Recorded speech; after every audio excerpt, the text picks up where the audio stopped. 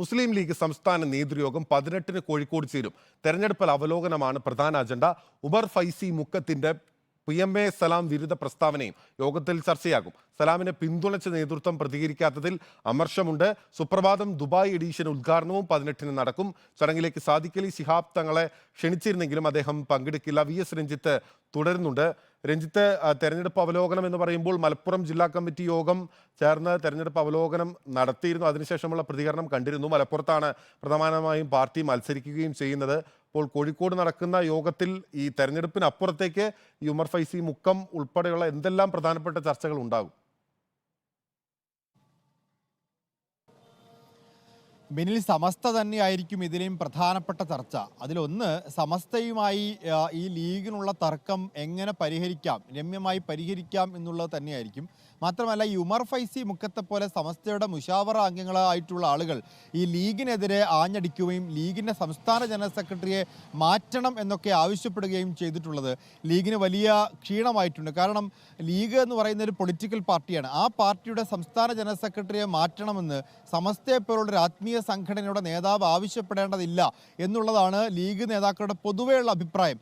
KM Shaji മാത്രമാണ് അത്തരത്തിലൊരു പരസ്യമായ അഭിപ്രായ പ്രകടനത്തിന് മുതിർന്നിട്ടുള്ളത്. പിന്നെ MSFൻ്റെ സംസ്ഥാന ജനറൽ സെക്രട്ടറി നജാഫാണ് ഉമർ ഫൈസി മുക്കത്തിനെതിരെ പോസ്റ്റിട്ട മറ്റൊരു നേതാവ്. അപ്പോൾ അതുകൂടാതെ ലീഗിനകത്ത് ആരും തന്നെ ഇക്കാര്യത്തിൽ ഒരു പ്രതികരണം നടത്തിയില്ല. ഒരു സംസ്ഥാന ജനറൽ സെക്രട്ടറിയെ അവഹേളിച്ചിട്ട് ലീഗിൽ നിന്ന് ആരും പ്രതികരിക്കാത്തതിൽ വലിയ അമർഷം ലീഗിൽ തന്നെ ഒരു വിഭാഗത്തിനുണ്ട്. PMS സലാമിനെ അനുകൂലിക്കുന്ന ഒരു വിഭാഗത്തിനുണ്ട്. അപ്പോൾ അതുകൊണ്ട് അക്കാര്യമായിരിക്കും പ്രധാനമായും ചർച്ച ചെയ്യുക. ഇങ്ങനെ ഒരു സമസ്ത നേതാവ് എന്തിനാണ് ലീഗ് നേതാവിനെ പരസ്യമായി വിമർശിക്കുന്നത്?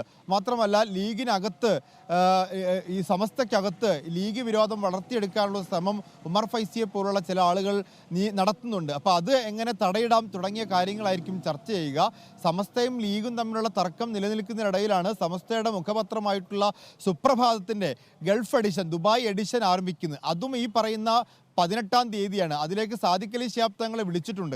അപ്പോൾ നേതൃയോഗം 18-ാം തീയതി നടക്കുമ്പോൾ സ്വാഭാവികമായിട്ടും സാദിഖ് അലി ശിഹാബ് തങ്ങൾക്ക് ഈ പറയുന്ന സമസ്തയുടെ മുഖപത്രത്തിൻ്റെ ഉദ്ഘാടന ചടങ്ങിലേക്ക് പങ്കെടുക്കാൻ പറ്റാതെ വരും എന്നുള്ളതുകൂടിയുണ്ട്. സമസ്തയുടെ മുഖപത്രത്തിൻ്റെ ഉദ്ഘാടന ദിവസം തന്നെ ഈ നേതൃയോഗം വെച്ചതിന് പിന്നിലും ഈ ലീഗ് സമസ്ത തർക്കത്തിൻ്റെ ഭാഗമാണ് എന്നുകൂടി പറയുന്നുണ്ട്. ഓക്കെ, അക്കാര്യങ്ങൾ വ്യക്തമാക്കുകയാണ്. സമസ്ത തന്നെയായിരിക്കും പ്രധാനപ്പെട്ട ചർച്ചയാവുക. ഒപ്പം തെരഞ്ഞെടുപ്പ് അവലോകനവും മറ്റൊരു ചർച്ചയായി അജണ്ടയിലെത്തും ഈ ലീഗ് യോഗത്തിൽ എന്നുള്ളതാണ് VS രഞ്ജിത്ത് റിപ്പോർട്ട് ചെയ്യുന്നത്.